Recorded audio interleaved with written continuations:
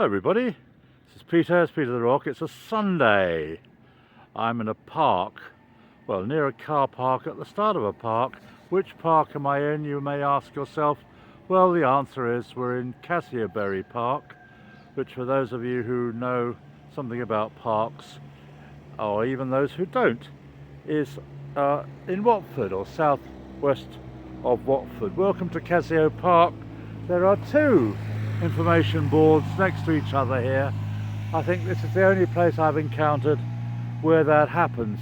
They both have maps. This one here has a more comprehensive map. The Cassiobury Park bit is east of the canal. That's that bit, which itself is pretty big. These bits are a golf course and it's marked as private. But in the middle there's something called Rond Pont, which apparently is an information centre. So I've never been there, so I'm going to go and have a look at that. Let's have a look at the story of Cassiobury Park.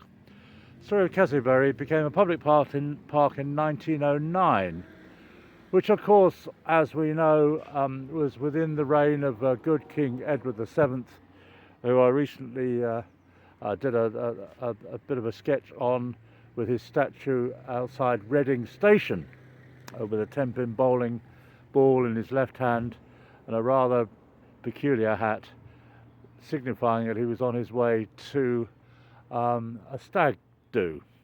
So there we are. So Edward VII was also, I suppose, in charge of the monarchy when this became a public park. I wonder if he's been here.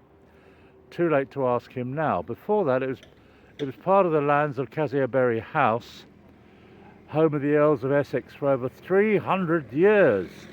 Now, Essex was a prominent figure in the reign of good Queen Bess, Elizabeth I. But this would have been after his time. The origin lands of Cassiobury House were recorded in 1837, booked by John Britton as stretching to 693 acres. That's a lot of acres. By the way, for those of you who don't know, there's 640 acres in a square mile. So this is over a square mile, and etc, etc. There's a wood called Whippendale Wood, which I might have a look at. And there's a Watford Museum, which I didn't know about. And you can download information from www.watford.gov.uk/Cassiobury. Hope you enjoy exploring. Well, it's very nice of you. Thank you very much. So we'll have a look. The first thing I see is a marvellous tree, and that's a welcome to gladden the heart of any so-called explorer. I shall look out for the crown sign with a little cross on the top, which strangely Edward VII himself, when he posed for the statue outside Reading Station, put on the top of his bowling ball for some reason, and it became quite a popular thing, and people started calling it a sceptre, and then it was a crown and sceptre, and you know, it all went a bit mad, and the 10-pin bowling habit got a bit lost. There we are. We're in Cassiobury Park. I know to relax your eyes, we need a bit of greenery.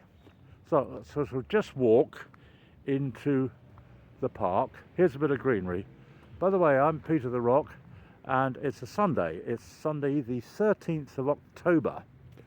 And it's quite a mild day, and probably quite a typical October day.